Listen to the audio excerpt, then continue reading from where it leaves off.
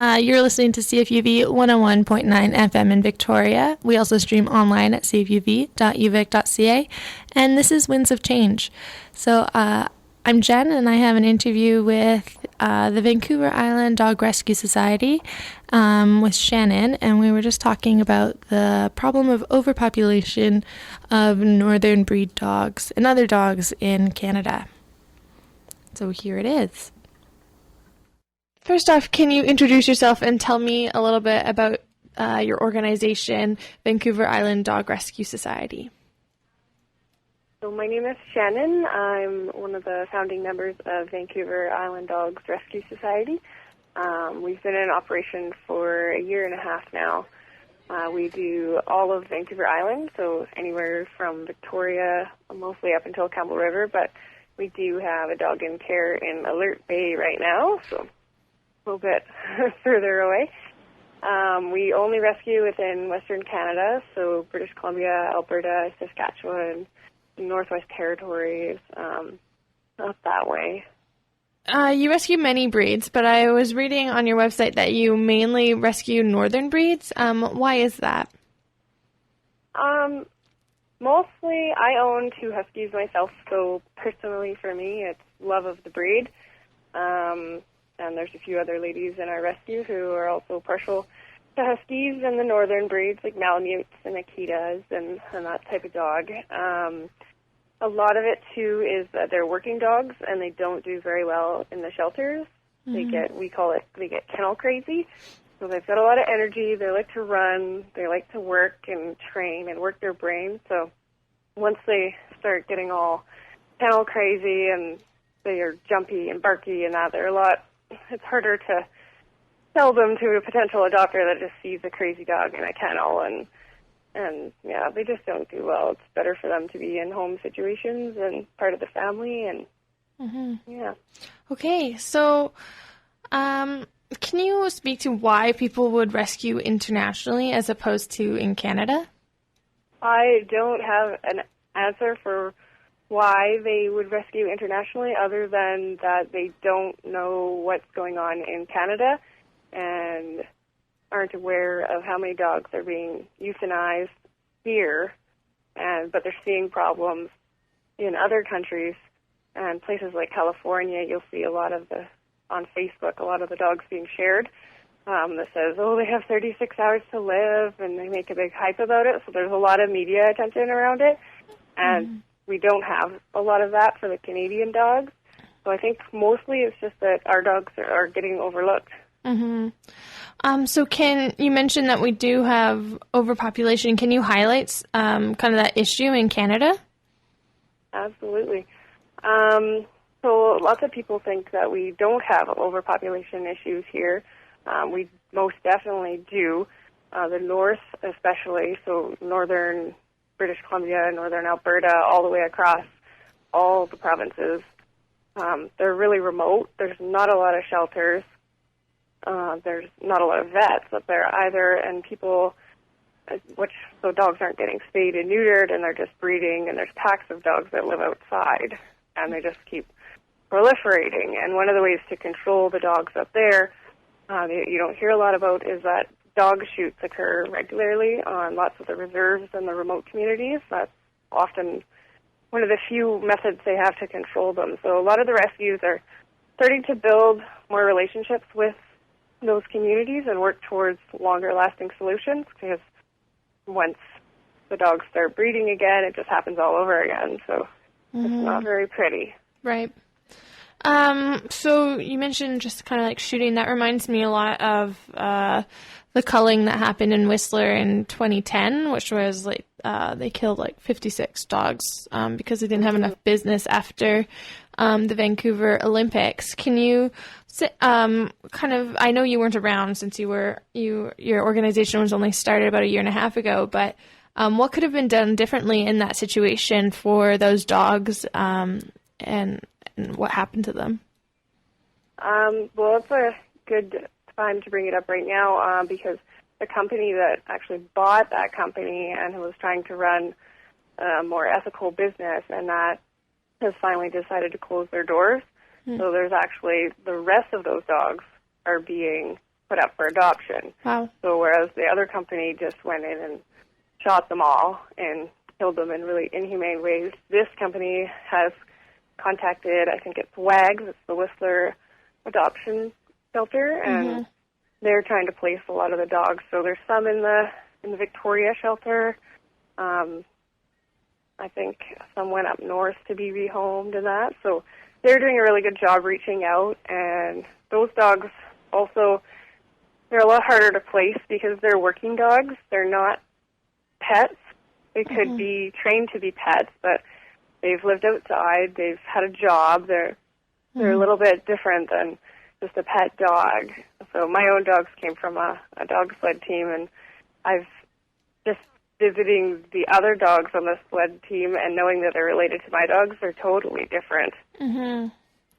Yeah, my understanding from the news on the Whistler cullings is that they tried to contact the SPCA for to euthanize the dogs, but because they were healthy, they wouldn't do it, and they couldn't get anyone to adopt the pets. So that was my understanding, and I know that the verdict for the man who did kill all the dogs was that after he suffered post-traumatic stress and things like that, and the verdict was that he was trying to do it humanely and that he thought that this was his only option. What could have been some other options other than that?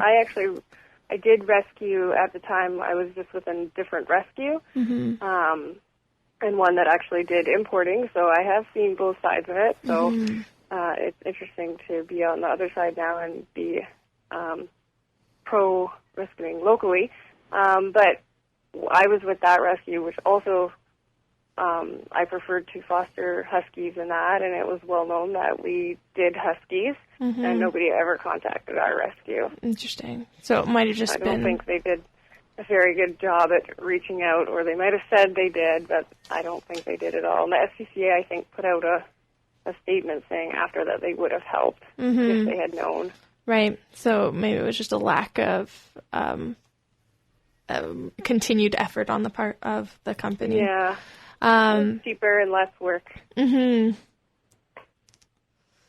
Are there health concerns with adopting internationally? Like what are the benefits, pros and cons of adopting locally versus internationally? The benefits health-wise? Yes. Of the dogs? A lot of the dogs, so just use California as an example, is the shelters down there are really crowded. They're often euthanizing a lot of dogs, and it is a bad situation down there. I'm not going to say that it's not a good situation for the dogs.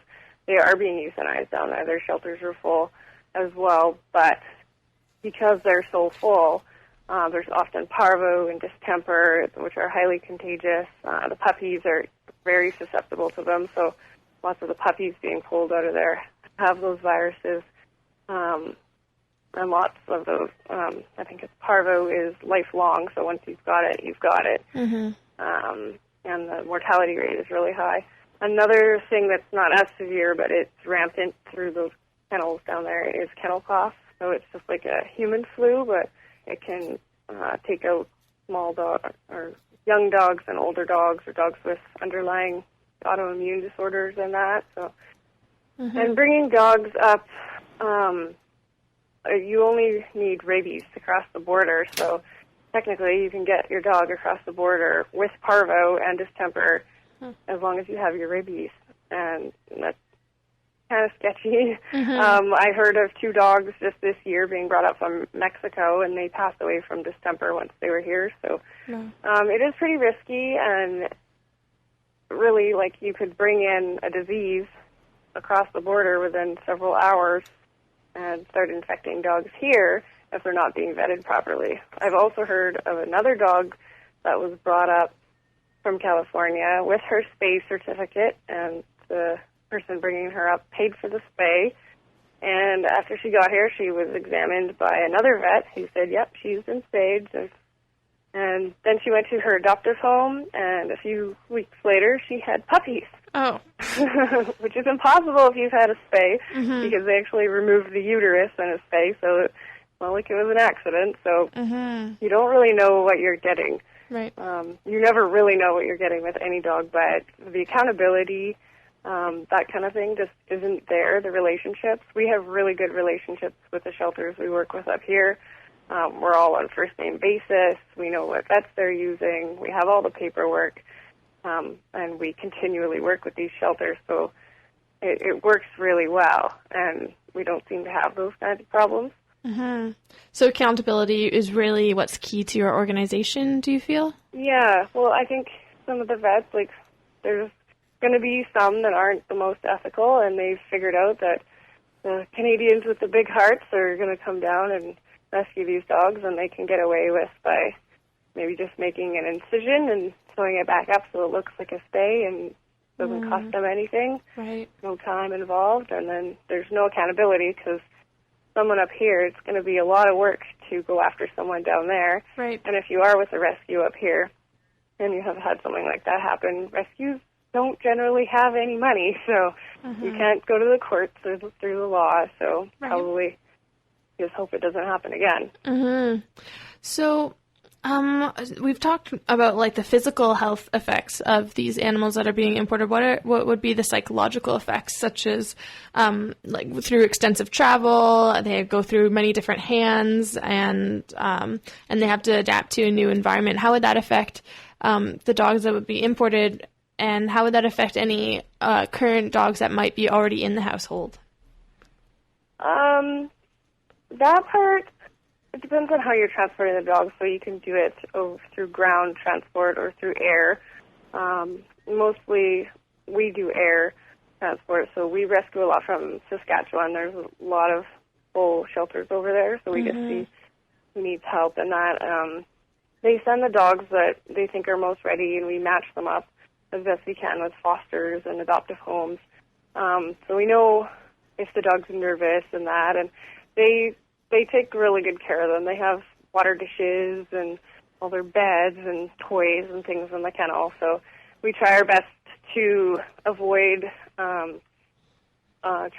transferring flights, so they don't have to wait and get on another flight to get here, if we can. But for the most part, the distance between California and Saskatchewan is pretty similar, so the difference in transporting isn't that much by air, but a lot of the people bringing dogs up from California are doing it on ground, so they're driving up, and so they pay a spot crate fee, and that's often why you'll see a lot of little dogs coming up from California, is because how many little dogs can you fit in a crate versus how many big dogs can you fit in a crate?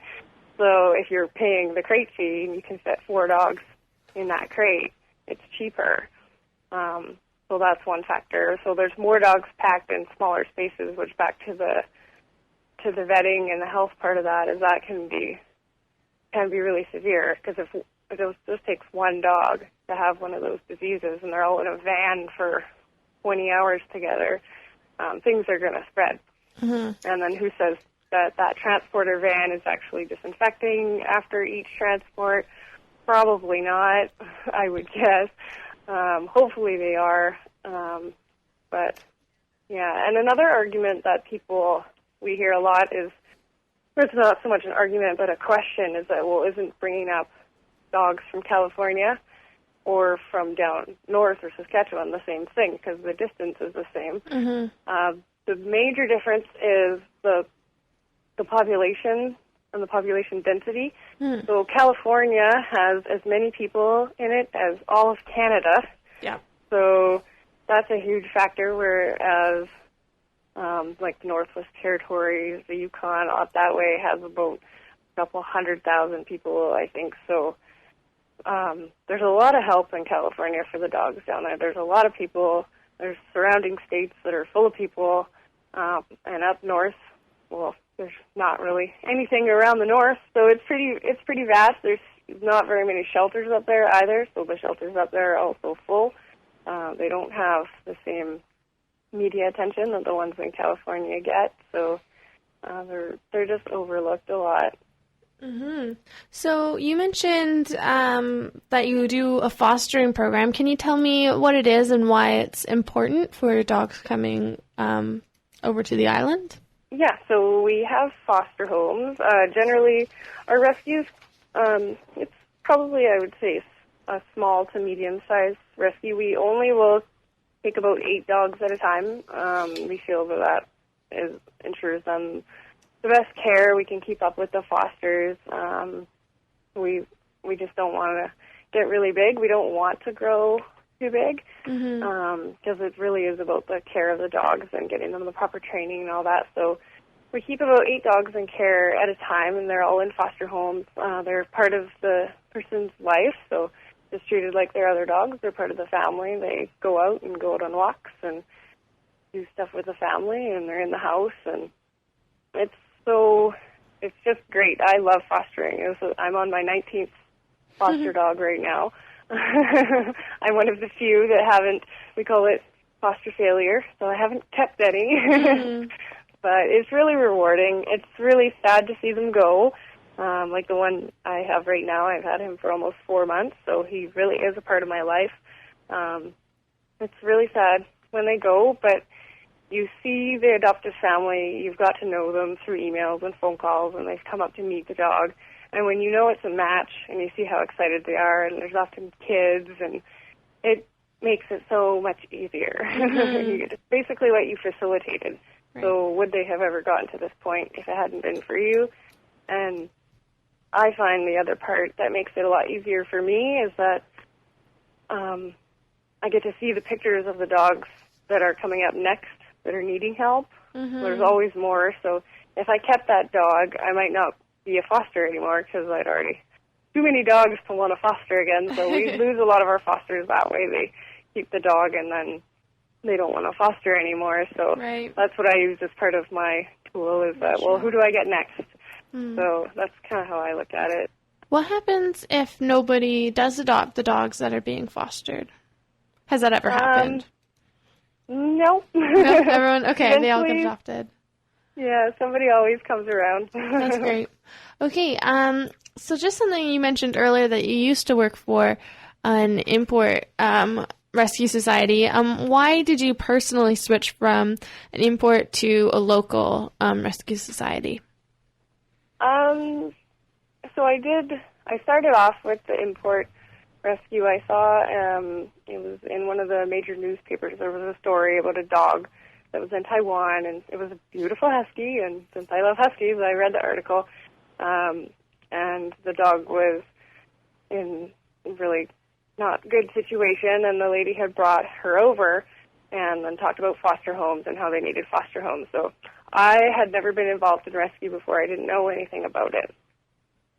So I emailed her and said, like, oh my God, does this dog need a foster home? I'm totally willing to help out. I've got 2 huskies. I love them. And so I started fostering for that rescue. And we did do local, too. So it wasn't just the dogs we were rescuing were all from Taiwan and California. And then we did some local ones as well. And just through building relationships and getting to know more about the situation of what was happening locally, following like the rescue groups, there's networking groups and stuff, and just seeing the dogs that were already here.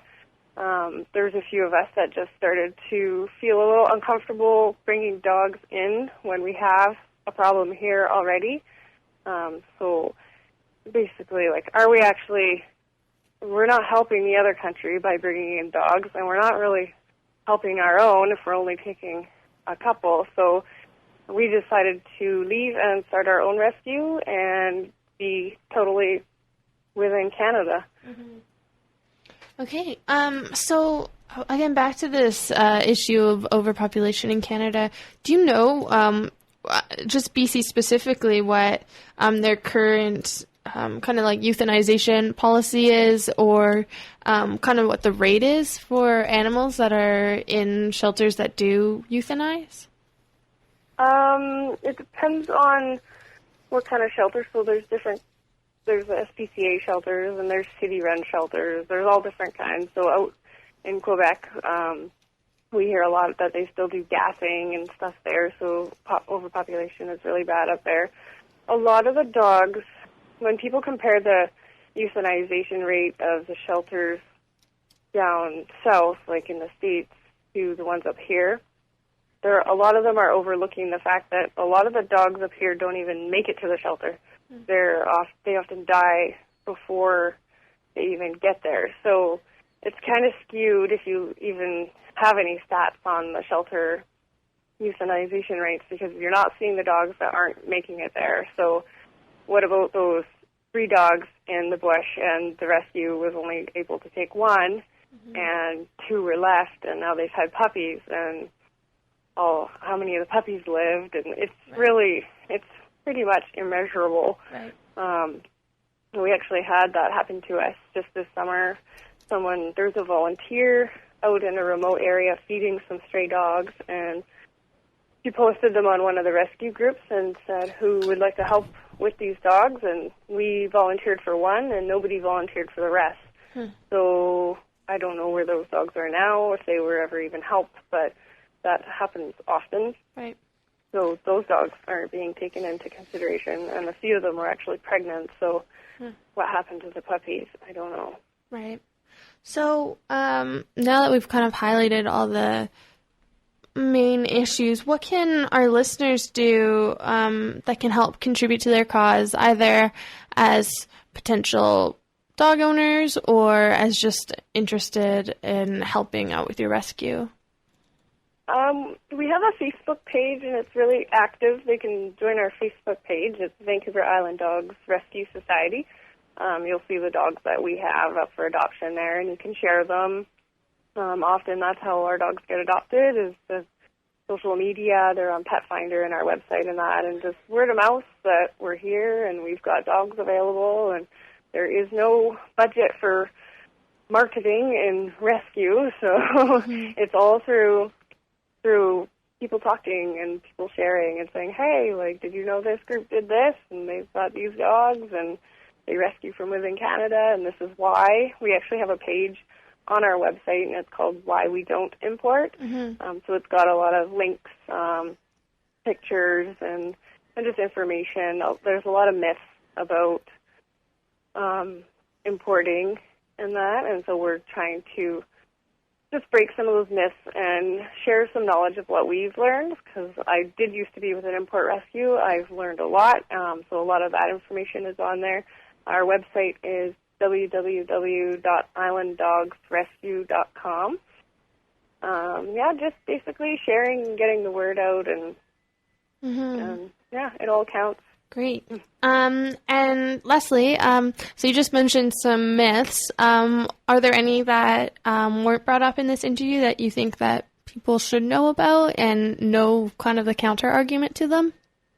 One of them that we hear often is that import rescues are only bringing up dogs that people can't get here, so that those dogs aren't competing with our dogs. And this is totally untrue. We just watched a husky being brought up about a month ago from California to an adoptive home that was waiting for it. So that's great. That husky from California got a home, but at the same time, we've had a husky sitting in one of our foster homes for, I think, 5 or 6 months now, and she's great. She doesn't have a lot of issues in that. She'd be easily integrated into a husky savvy home, which that home I hope was. So it's sad to see our dog sit there while an imported husky comes straight in and gets a home. And another argument against that is that, well, that dog was going to be euthanized, and now it has a home, and your dog is fine. But then we come back and say, well, tell that basically to the dog that we had to say no to because our foster home is still full. Right. So there's dogs that, as we only take 8 dogs at a time, that we have to be really picky with who we take. So it's unfortunate to see our dogs either not even getting into foster homes or just waiting while import rescues are getting homes. And another big part of that is that there are so many import rescues. We see a new one, it seems like every 2 or 3 months. I don't know how long they've all been operating. There's a lot of new ones just popping up. It seems like the thing to do is import. And there's really only a handful on the island that are doing local rescues, so it's really skewed. There's a lot of fosters that are being taken by the import rescues, and yeah, fosters are few and far between, so we hope to get as many as we can that are willing to foster local dogs. And yeah, and that said, like, we're not totally, we hope that the dogs in California get help, and we don't want to see any dogs be euthanized. Like, that's why we're in rescue. Great. Well, hopefully this interview will bring a little bit more awareness to your rescue, and maybe some listeners are looking for husky and they can get in contact with you. Is there anything else that you would like to say as in the interview, or anything else you think people should know? We have a list that we're trying to start on our website of rescues that are doing local, so if somebody wants to be on that list, they're more than welcome to contact us, or if you want to come and have a look at the list, if you're looking to adopt, to see who is doing local. Yeah, we're always willing to talk and share information and just talk about anything adopters are interested in. We've got a lot of information on our website, so people will come and check it out and support your SPCAs and all that. They do local too, so yeah. So that was Shannon from the Vancouver Island Dog Rescue Society, and about the overpopulation of dogs in Canada. You're listening to CFUV 101.9 FM in Victoria, and coming up next is Democracy Now!